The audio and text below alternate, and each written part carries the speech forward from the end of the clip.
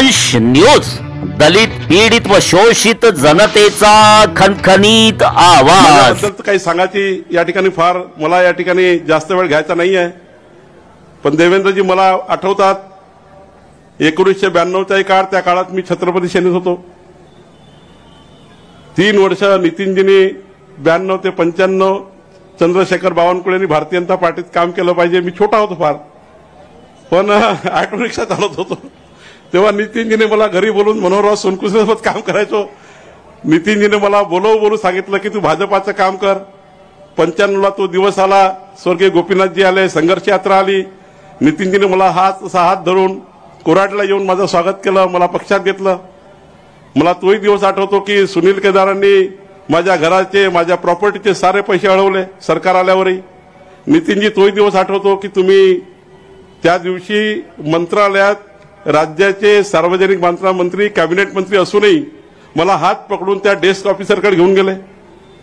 एक कॅबिनेट मंत्री राज्याचा तेव्हा 1997 मध्ये मला हात धरून एका डेस्क ऑफिसरकडे घेऊन गेले आणि माझ्या समोर आत्ता 5 मिनिटांमध्ये बावनकुळेची ऑर्डर निघाली पाहिजे।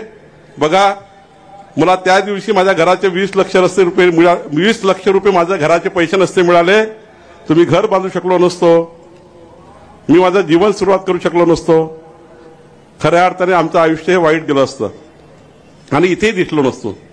पण तो दिवस महत्वाचा होता नितीनजी, ज्या दिवशी तुम्ही मला हात धरून त्या डेस्क ऑफिसरकडे नेलं होतं, तो दिवस माझ्याकरता फारच महत्वाचा होता।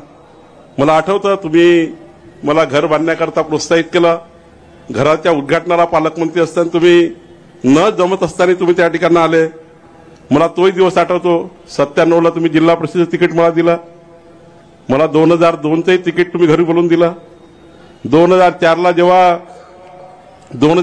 जेव्हा स्वर्गीय मनोहरराव आकरे हे त्या ठिकाणी त्यांचं निधन झालं, तेव्हा आपण मला घरी बोलवून विधानसभेचं तिकीट दिलं।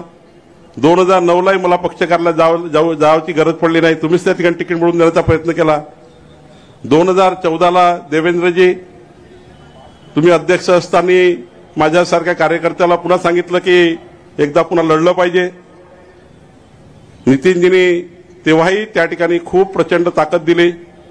मला अभिमान आहे की देवेंद्रजी तुम्ही मुख्यमंत्री झाले, आपण माझ्यासारख्या कार्यकर्त्याला बोलवून या राज्याचं ऊर्जा मंत्री पद, त्या पदावर काम करण्याची संधी, मंत्री म्हणून कसं काम केलं पाहिजे त्याचं मार्गदर्शन, राज्यात समाजाच्या शेवटच्या गरीब माणसांना, शेतकऱ्यांना वीज मिळवून देण्याकरता दिलेलं प्रोत्साहन, नितीनजींनी सांगितलं काही झालं तरी 15 लाख शेतकऱ्याच्या घरी वीज कनेक्शन गेलं पाहिजे, त्याकरता करावयाची कारवाई, हे सारे दिवस आठवतात।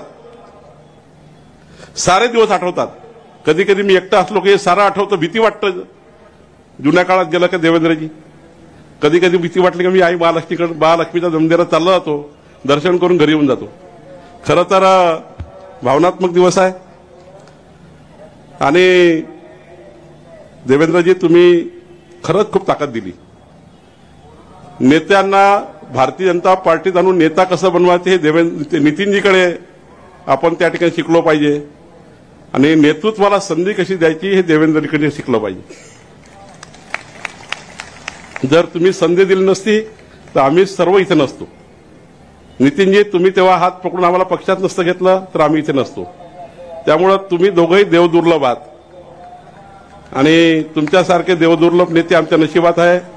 खरं तर हीच आमची कमाई आहे। या ठिकाणी मला आठवतं 4 ऑक्टोबर 2019 देवेंद्रजीच्या हातात हात देऊन रात्रभर आम्ही बसलो होतो। देवेंद्रजी खरं तर त्या दिवशीची रात्र मी कधीच विसरू शकत नाही आणि नितीनजी ती अस्वस्थता जी होती ती प्रचंड होती।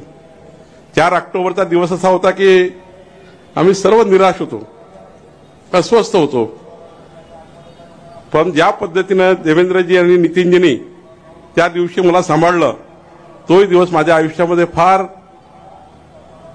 खऱ्या अर्थाने जरी निराशा होती, दुःख होतं, तरी त्या ठिकाणी त्या दुःखातनं निघण्याकरता, त्या निराशेतनं निघण्याकरता जे पाठबळ द्यावं लागतं नेत्यांनी, तो दिवस मला सांभाळण्याकरता तुम्ही जे पाठबळ दिला आहे ना, तुम्ही कधीच विसरू शकत नाही। आणि त्यामुळे या ठिकाणी त्या दिवसाची मला नेहमीच आठवण होतं.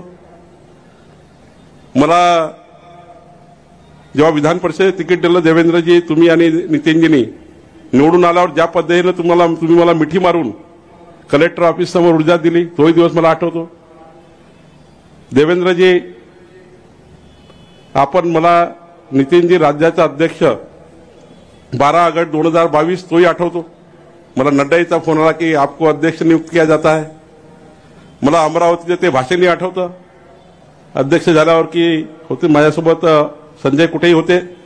मी सांगितलं होतं की मी आता पक्षाचा अध्यक्ष झालो आहे, पण मी जोपर्यंत स्वस्थ बसणार नाही, जोपर्यंत देवेंद्रजी वानखेडे स्टेडियमवर पुन्हा तिसऱ्यांदा मुख्यमंत्री पदाची शपथ घेणार नाही, तोपर्यंत आपण स्वस्थ बसणार नाही.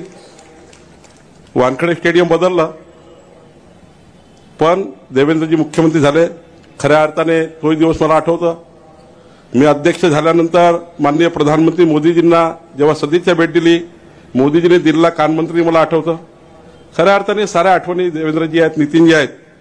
आणि मला अभिमान आहे की आपल्या नेतृत्वामुळं आपण सर्वांनी हा महाविजय प्राप्त केला आहे. कार्यकर्त्यांनी खूप त्या ठिकाणी मेहनत केली आहे. आमचा व्हिडिओ जास्तीत जास्त लाईक करा, शेअर करा आणि आमचे YouTube चॅनल सबस्क्राईब करा. धन्यवाद.